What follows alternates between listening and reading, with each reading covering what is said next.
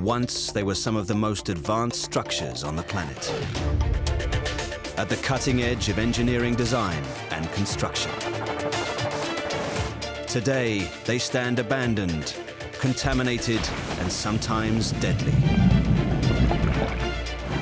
Soaring across some of the widest rivers and deepest valleys on the planet, bridges have always been at the cutting edge of engineering.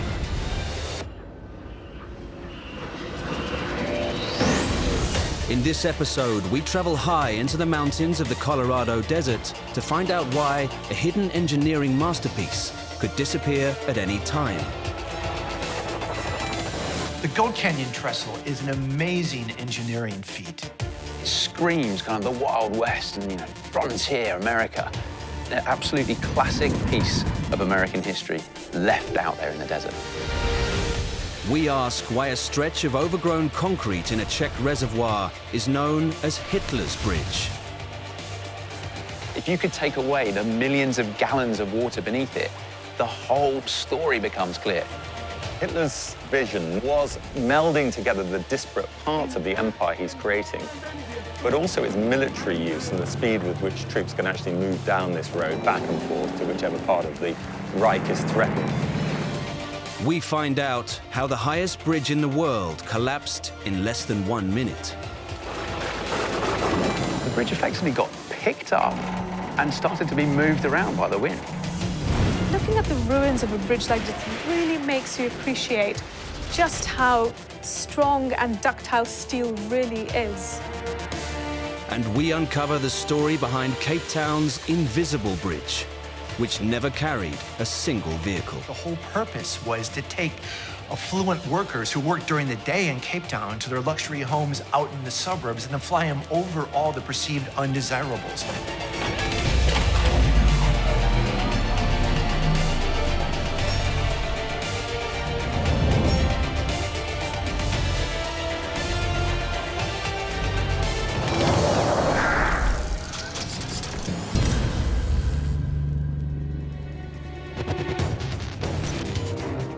High in the barren mountains of Southern California, close to the Mexican border, stands Goat Canyon Trestle Bridge.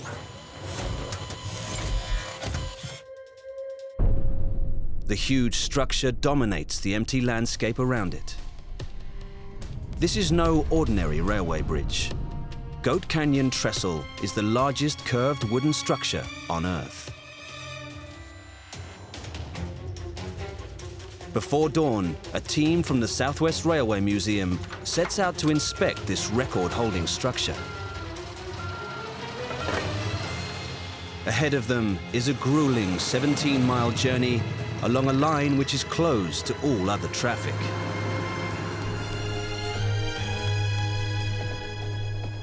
Waiting for them is a structure which once tested its builders to the limit. Now it's abandoned, and its time is running out. When you first see the Goat Canyon Trestle, it's such an impressive sight. There's this enormous structure in front of you that looks so complex. It's the largest remaining wooden structures on a curve in the United States. It was a truly brilliant idea, and it's amazing that it still stands. In 1932, a small army of workmen set up a camp in a remote canyon in the Colorado Desert. Conditions were brutal. No water for miles or protection from the relentless desert sun.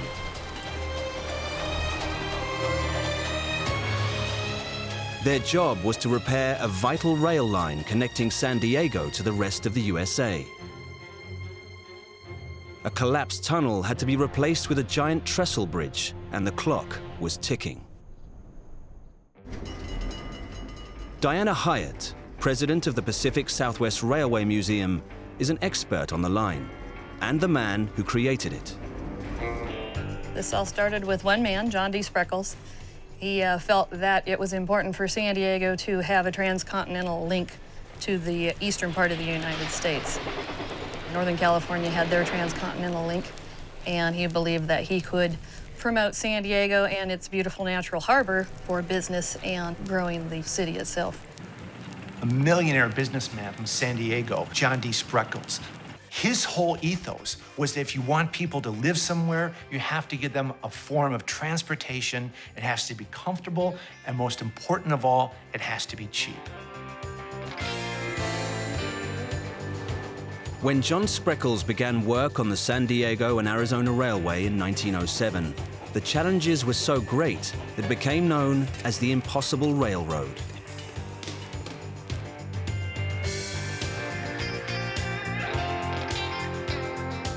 Its route took it through some of the most unforgiving terrain in North America. The most cost-effective idea that was put forth and seemingly crazy was that they dip down into Mexico to avoid a lot of elevation change. The railroad dips down for 44 miles and then comes back up at Lindero on the Mexican side. From there, they traversed through Carrizo Gorge, which is the most demanding portion of the entire railroad. Carrizo Gorge provided a convenient break in the mountains, but building a rail line along its steep southern wall was incredibly difficult and dangerous. It took 11 years to build just 14 miles of line.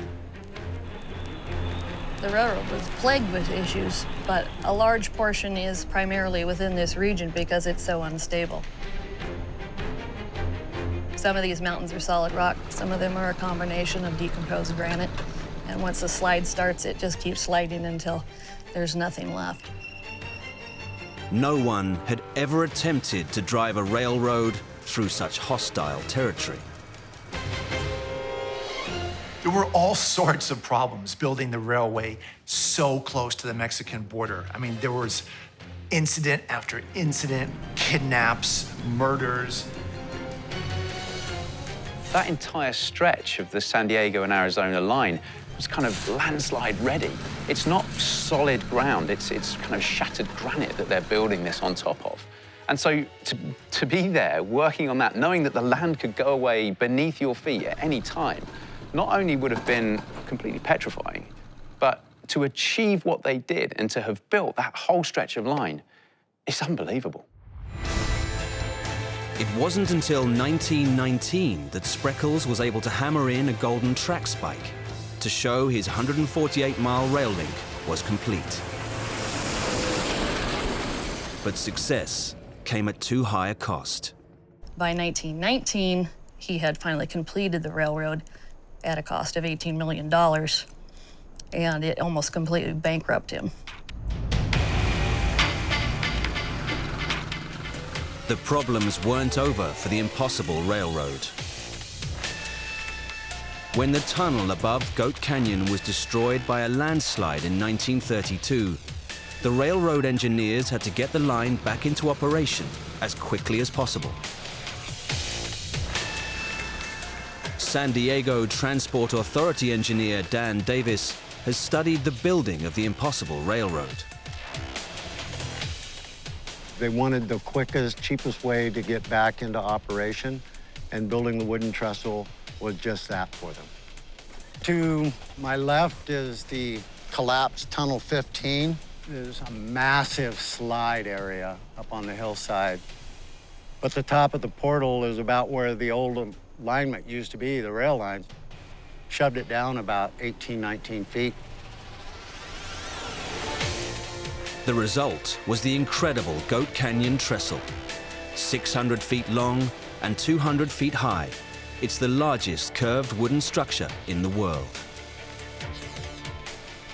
The Goat Canyon Trestle is an amazing engineering feat. The question is, was it really necessary? Or was it a product of its time, which was all about, wow, it's impossible to get from here to there, but we can do it. Building the Goat Canyon Trestle must have been an absolute nightmare. Just look at where it is. It's in the middle of the desert. You've got a lack of water, extreme temperatures. You're building the whole thing out of timber, which is going to be extremely dry out there. The smallest spark or a cigarette casually thrown away could set the whole thing alight. It's absolutely treacherous working conditions, yet they got it done. Using timber for the new trestle was the fastest way to replace the section of the line caused by the tunnel collapse. But it meant that the trestle was always at risk from fires. Not just wildfires in the tinder-dry undergrowth, but fire caused by the railway itself. The engineers had a solution. Steam trains were more of a problem in the tunnels because of the exhaust. It goes up and gets into the tunnel wood. On this, because it's on a grade, a 1.6% grade, the problem comes from the brake shoes. Having to apply the brakes for long distances, it would heat up and hot pieces of metal would come off and could fall down into the superstructure and substructure of the trestle. There's a tank car that sits above this trestle that they installed there with the piping specifically to suppress any fire that would burn their $300,000 project. And they would have a person tend that so that when the trains would travel over the bridge, he would turn on the valves and come out and start the sprinklers and stuff just to make sure none of the hot pieces of metal off the brake shoe were able to catch it on fire. But without that, it would have been at great risk. But without realizing it, they'd compromised its strength by adding features which weren't needed.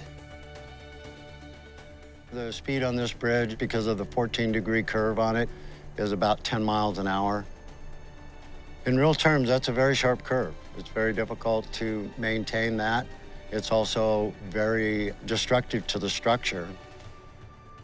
Timber structures like the Goat Canyon Trestle are designed to be quite flexible. If you were to watch a great big train rumble across the top, you would see flexibility and movement in all of the members, in all of the trestles and the ties. They would be moving. It was designed to do that. In fact, it's part of the beauty. As they all move, the stresses are kind of relieved and not all taken in by one point. The fact that the wood will expand in heat and contract when it gets cold, some of those timbers are drying out faster than others, means that that flexibility is now possibly part of the reason why it's coming apart. The timber itself is still great. It's just the bolts that are holding it together have been loosened by all of that movement and flexibility. And if no one's going along to tighten them up anymore, you're going to get a structure that's no longer sound.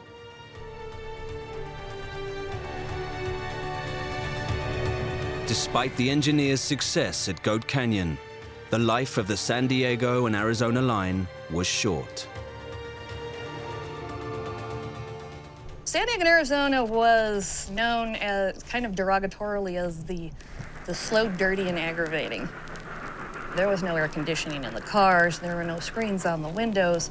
They were running steam locomotives. They would go through these tunnels and they would be choked out by the steam and the fumes, and they'd have to close the windows and it'd be 100 degrees. So I don't think it was a very good ride. It probably broke even in the good years. In the bad years, it would have lost money. So much so to the point that after Hurricane Kathleen came through this particular area in, I believe, 1974, wiped out a couple of trestles, Southern Pacific finally decided to throw in the towel. The barren mountains surrounding Goat Canyon Trestle hide it from all but the most determined travelers. In the heart of Europe, another 1930s bridge is just as hard to see.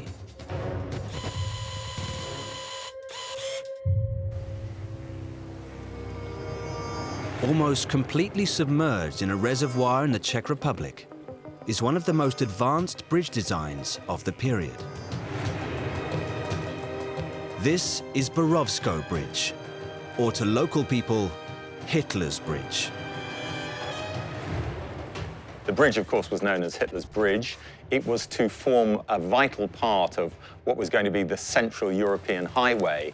And this is really his vision, not just of melding together the disparate parts of the empire he's creating, but also its military use and the speed with which troops can actually move down this road to whichever part of the Reich is threatened. If you could take away the millions of gallons of water beneath it, the whole structure becomes clear. But as it is now, you can't see any of that. It's a hidden gem. Civic engineer Petra Billy has dedicated himself to uncovering its story.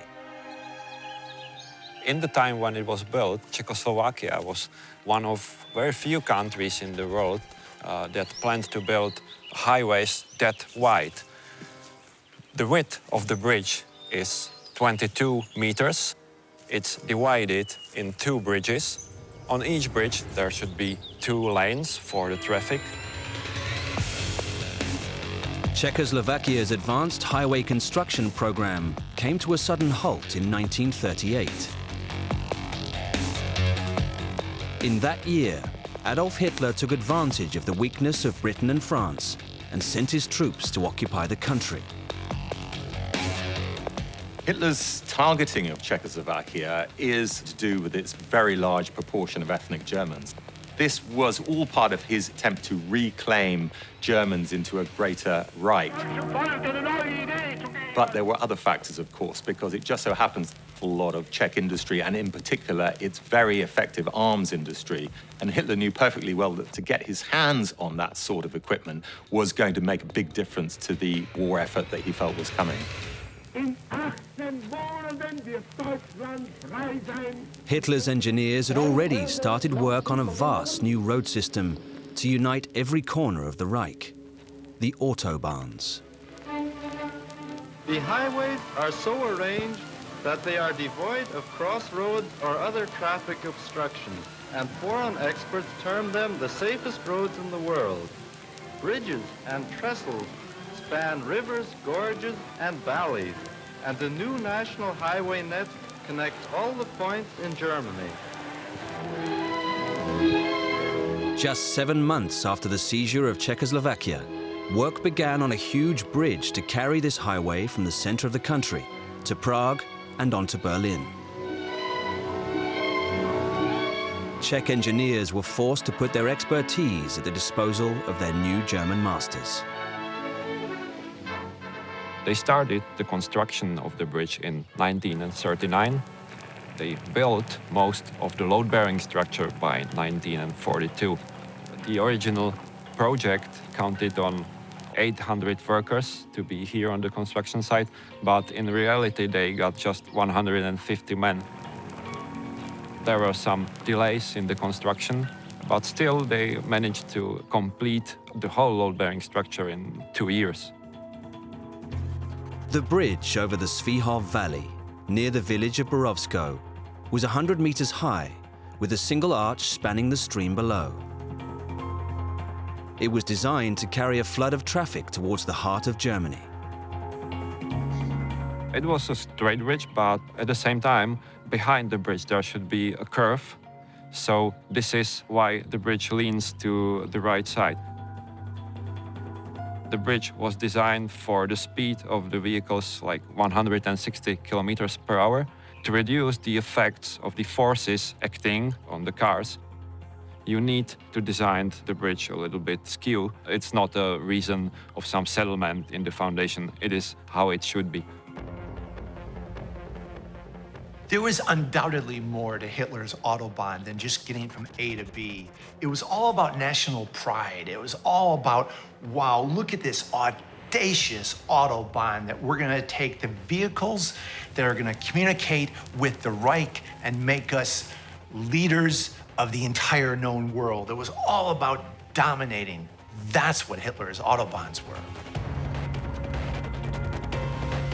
Germany demanded that the new motorway and its bridges were finished by 1943. Despite shortages of labor, equipment, and even cement, the engineers at Borovsko used the latest techniques for their bridge. If you do strip away all the surroundings and you can see the structure of the bridge, it's a reinforced concrete arch bridge, which is a very common type of bridge. But yet this was being built in the 1930s. Especially reinforced concrete was not a common used material for that kind of structure at this time. So it just goes to show, again, how forward-thinking and how advanced Czechoslovakia was in their infrastructure technology.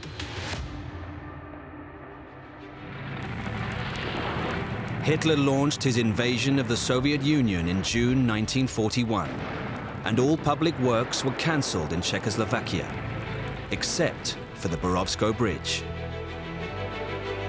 The thousands of tons of concrete needed for road and bridge construction were diverted to creating vast defensive systems. Half-starved, forced laborers might be able to build Hitler's bunkers, but it took real engineers to finish Borovsko Bridge, so the work continued. In that time, they had no computers, so everything what we see was calculated just by using paper and pencil. Here, we're using a new material in a way that has real structural integrity in an arch bridge, making intricate shapes, intricate forms. That was groundbreaking. That was pushing technology to the boundaries at the time.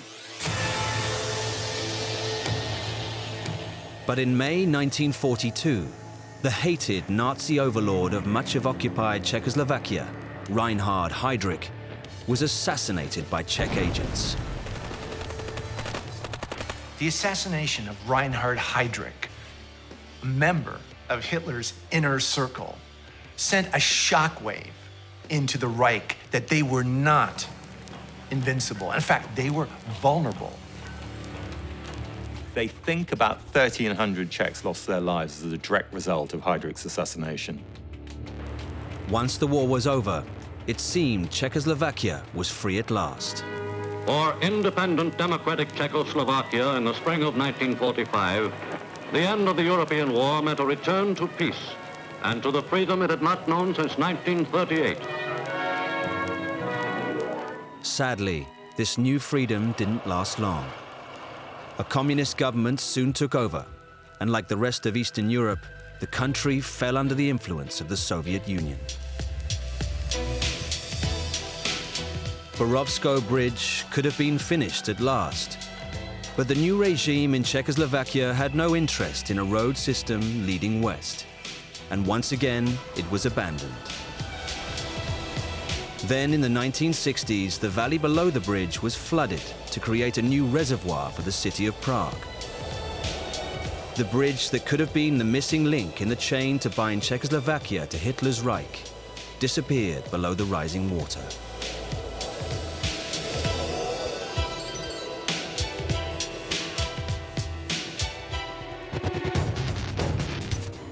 Hitler believed his autobahns would unite Europe, but in the USA, it was railways that brought a whole continent together.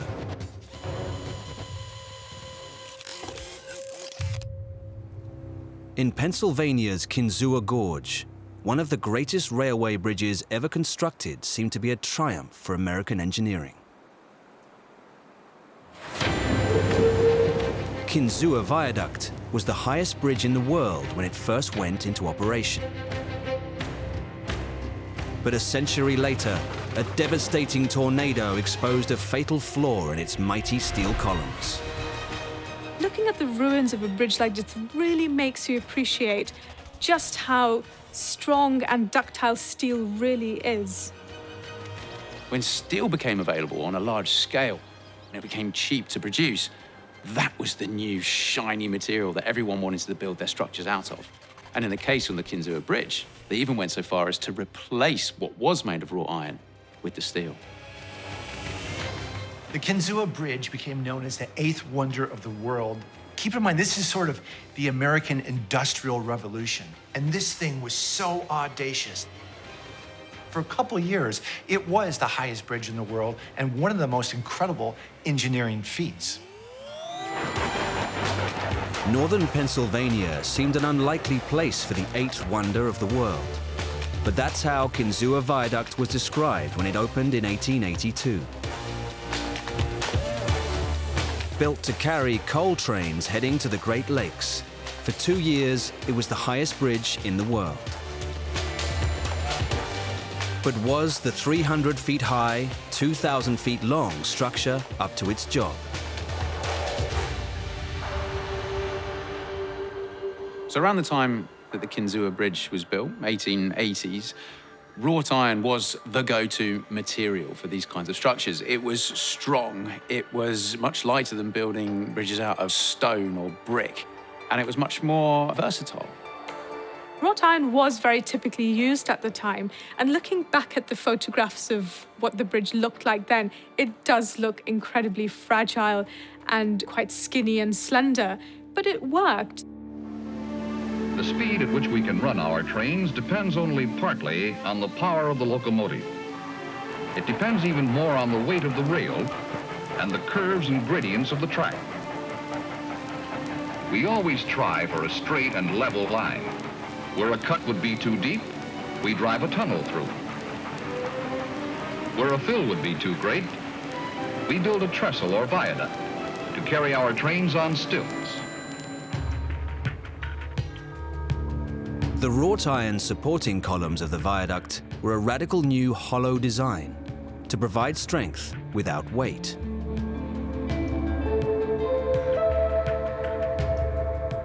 Their manufacturers, the Phoenix Bridge Company, claimed that the columns could support a bridge 1,000 feet high if necessary. The original wrought iron design of the Kinzua Bridge, with its quite spindly, fragile-looking legs on all the towers that hold up the railway, can be quite deceptive. What was clever about it is making sure that all of the members, all of the constituents of each of those towers were only put in compression. And that's where wrought iron does its job very, very well. It was soon found that trains going over the viaduct caused such vibrations through the narrow columns that their speed had to be limited to just 5 miles an hour. But was there any way to strengthen the entire structure? It was mainly coal that was being taken across the top. And as the Industrial Revolution was happening across the States, business, commerce dictated that more coal needed to be transported around. And so the loads that were being taken by the bridge got bigger, got heavier, got much more stressful for the wrought iron underneath. So it was at that point the decision was taken to replace what was made out of wrought iron with steel. Iron with different amounts of carbon in it can have wildly different properties. So you get cast iron, for example, which is very, very brittle. So I compared that to biscuits, which, you can just kind of snap. And wrought iron, on the other hand, are a bit like the really soft chocolate chip cookies that, you pull and they're very kind of crumbly and soft. And then steel is somewhere in between those two properties. Wrought iron and steel both come from the same beginnings. Iron ore. The difference is the process in how they're made. And wrought iron is much more primitive. If you were to look at the surface of wrought iron under a microscope, you'd see it's quite granular. It's got imperfections in there. It will snap if you try and bend it. Steel, on the other hand, has a much more ordered structure. So if you were to try and bend that, you will get it to bend, and you'll have to get it a long way before it eventually fails and snaps.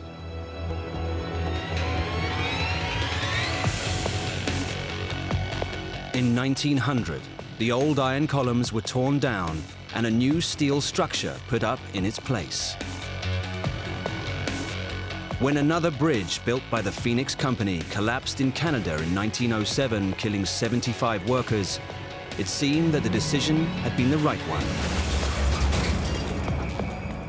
But in the rush to replace the iron beams at Kinzua, a crucial mistake had been made. The amazing thing is a crew of only 40 men were able to rebuild the bridge in steel in 90 days. Imagine that. But they did that because they bypassed the task of replacing the anchor bolts. They redesigned the towers right from the top all the way down to the bottom, giving the whole bridge the ability to take a larger capacity across the top. But they failed to change one component, which is possibly one of the smallest components of the bridge, the anchor bolts, which fix the towers into the ground. So what we had at the base were these wrought iron anchors, which weren't quite long enough to connect the new steel bridge above it down to the foundations. So what they did was put a little coupler piece to join together wrought iron to the steel. So not only did the engineers replace what was made of wrought iron with steel in 1901 when they renovated the bridge, they also included some upgrades. And that included installing small roller bearings at the bottom of some of the feet of the towers on the east side, which is where the prevailing winds would come from, to allow a little bit of flexibility when the winds hit the bridge, just so that they weren't putting too much stress on the towers, on the members, on those anchor bolts holding everything above down into the ground.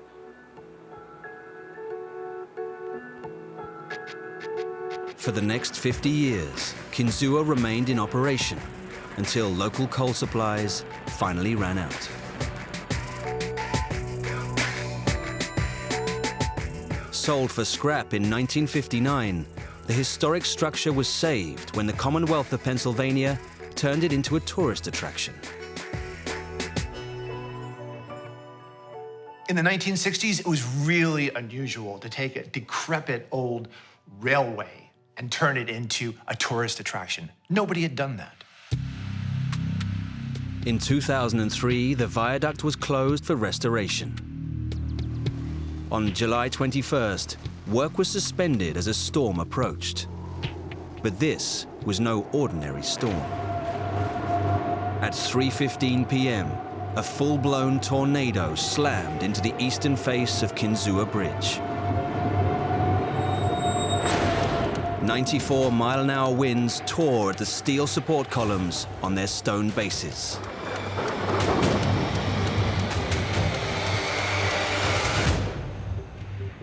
So we had these wrought iron anchors, and they weren't quite long enough to tether down this new steel structure above it.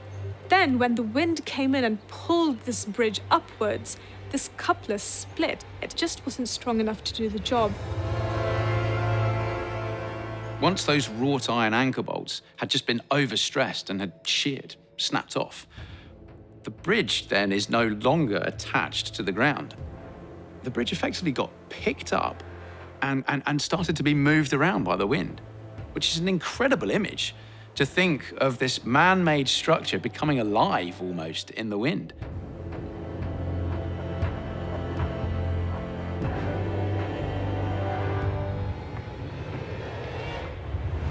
In less than a minute, more than half of Kinzua Viaduct was turned into a mass of twisted wreckage. Incredibly, no lives were lost, but the historic structure that had stood for so long was in ruins. Instead of demolishing what was left, the state of Pennsylvania took the decision to leave the fallen columns and rail bed where they lay. On the surviving section, a public viewing platform was built so that visitors could look down on the evidence of nature's raw power.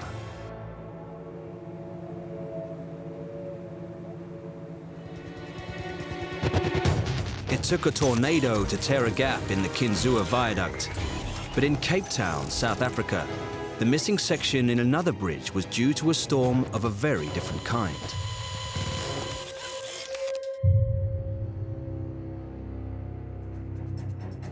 For more than 30 years, rival engineers and planners battled over what came to be called the Invisible Bridge, the foreshore freeway flyover.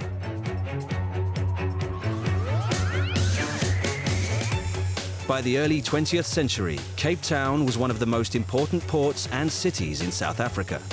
But this led to decades of conflict over the foreshore freeway. Demonstrations against the South African government's strict apartheid policies flare into shocking violence.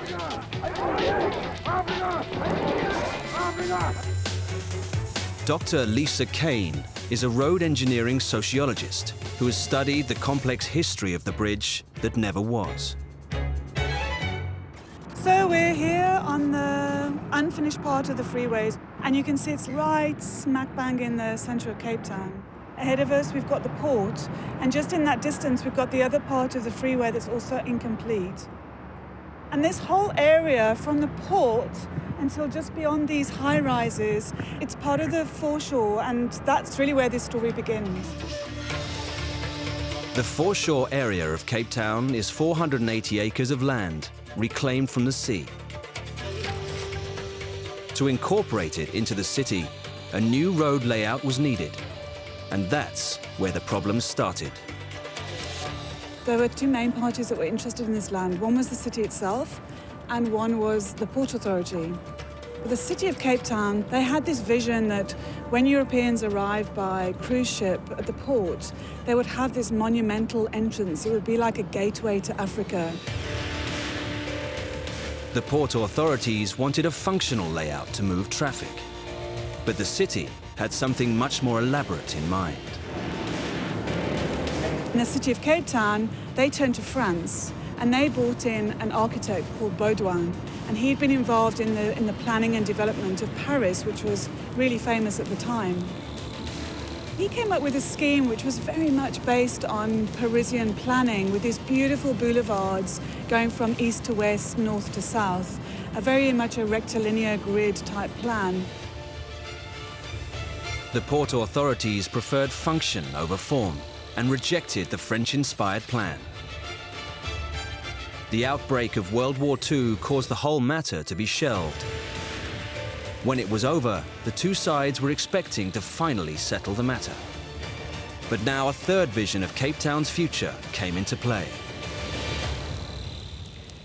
Throughout history, there are bucket loads of examples in civil engineering where the final outcome is a compromise between maybe function and form.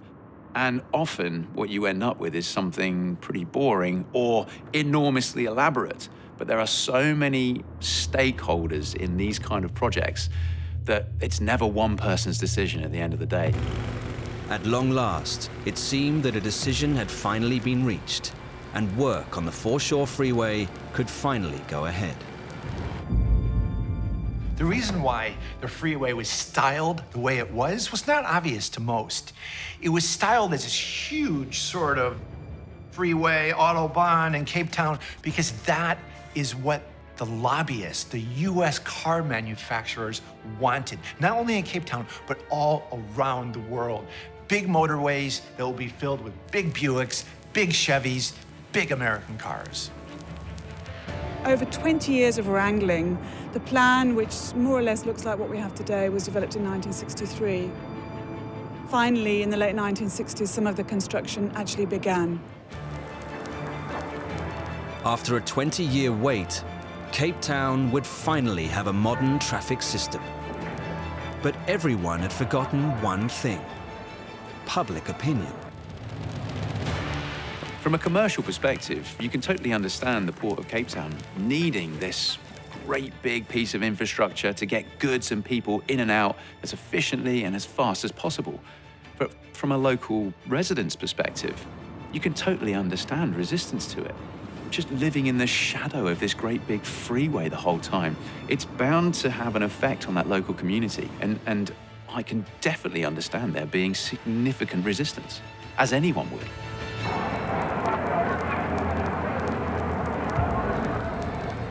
Now, South African politics began to impact on the Foreshore Freeway.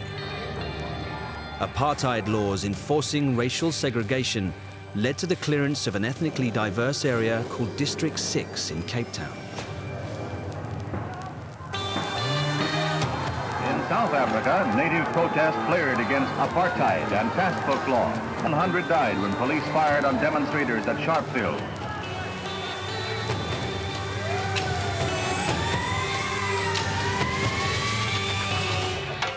The South African apartheid government chose not to complete the bridge and not to spend those funds on the freeway, but rather to relocate a multi-ethnic community that was in the heart of prime central Cape Town to someplace less important.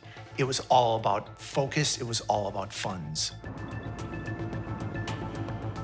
Work went ahead slowly until all that was missing were the elevated sections of the roadway. But with the end in sight, work came to a halt in the early 1970s. There are a couple of theories why the freeway was never completed and left just suspended in air like you see it today. One is that there's a shopkeeper whose property was right in the critical path of the bridge. He wouldn't sell. The other theory, which I really like, is that the engineer who designed the whole thing realized the two ends of the bridge would never meet. The idea that the invisible bridge is there because the engineer in charge miscalculated and the two ends of the road weren't going to quite meet up, in my mind, doesn't really stand up. On a project of that scale with that much investment, that's never going to happen. You're never going to start construction. There'll be so many boxes to tick, so many brains looking at this. It's never going to happen. Ever since, the two ends of the foreshore freeway have been waiting for the missing section to be installed. Cape Town's inventive citizens have found a variety of uses for the concrete white elephant. The aborted freeway has been used for many artistic endeavors since it was abandoned. Movie sets, supermodel shoots, that kind of thing. But perhaps the most innovative is it was used as the set for the 2010 Football World Cup. Never has early morning gridlock looked more like a fiesta than for the face-off between Mexico and South Africa. These giant horns that you hear in the stadium, they had a huge one mounted right there, but it was so loud. People were claiming they had heart attacks and there were traffic accidents, so the whole thing had to be abandoned. The city authorities have tried again and again to come up with a solution to the foreshore freeway problem. Although people think of it as an eyesore, for me, having researched the history, it really talks about the struggles of Cape Town and of South Africa. You can knock it down, but that's costly and dangerous. Or you might follow suit with what they did in New York with the New York High Line. There you have gardens and cafes, and it's a real tourist site. So that's probably the best idea. The engineers who created the Goat Canyon, Borovsko, Kinzua, and foreshore freeway bridges had to overcome immense obstacles. It's a testimony to their skill that they can still stand today. Borovsko Bridge was never finished. But even though there is no chance of it being put into use, after many years of neglect, historians and engineers like Petra Billy have started to recognize the bridge's significance to engineering and history. Hitler's abandoned bridge is a poetic, symbolic testament to the technology of the Nazis. You have this living, breathing example of Nazi architecture, in fact, Nazi ambition. It needs to remain as a reminder and as an example of what misguided people are capable of getting up to. Despite its destruction by the tornado, Kinzua Viaduct has never been forgotten. Every year, thousands of tourists visit the site and walk out to its 300 feet high, glass-floored observation platform. But Kinzua has more to offer than just a great view. There's a great story to be told there, and there's something remarkable to go and see and feel and be part of. But more than that, for engineers, there's a case study here, and there's something to be learned for future projects. If you're going to replace wrought iron with steel, do all of it. Unlike Kinzua, Goat Canyon Trestle is beyond the reach of tourists, and its aging timbers could be destroyed at any moment by one of the earth tremors that regularly hit Southern California.